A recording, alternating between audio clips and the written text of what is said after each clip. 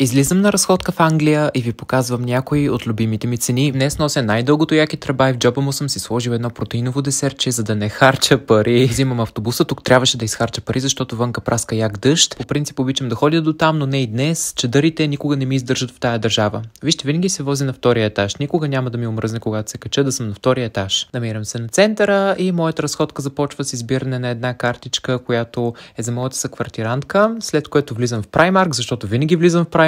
Я вижте какво пише на тези дънки. IT. Само за IT специалисти хора. Трябва диплома на касата. Ха-ха-ха. Коледната украса е навсякъде около мен и до вечера ще бъде и вкъщи. Ето тази чаша е много яка, но не си я купих. Купих си една друга, която намерих само за 50 пенса. Хапвам си десертчето и вече се намирам в другия мол, където избрах по-добра картичка. Я вижте тук тези Дисни фигурки и един хубав стич само за скромната цена от 103 паунда. Но не са това цените, които исках да ви покажа. Цените, които исках да ви покажа, се намират на едно друго тайно място на центъра. На излизане от този мол минах през Krispy Kreme Donuts и взех един за моята съквартирантка, нейния любим бисков. И сега вече се запътвам към бюджетния магазин, който ползвам откакто съм студент 2016 година тук. Казва се Poundland, което означава магазин за 1 паунд. Влизаме и веднага сме посрещнати от шампуани за 2 паунда. Каква ли не е разнородна стока, започвайки от детски дрехи и привършвайки към лабубо. Хора, имате ли лабубо? Аз така и не се зариби. Зърнена закуска за 2 паунда, десертчета, Nesquik, Lion за 1 паунд. Аз лично заложих на ето тази кутия 20 бисквити Белвита за 1 паунд. Кафета за 1 паунд, круасани 7 Days за 1 паунд и то голям пакет. И битови продукти като паста за зъби отново за 1 паунд. Това беше рай за мен, особено когато бях студент. Вече съм обратно в автобуса, прибирам се вкъщи и съм мокра кокошка.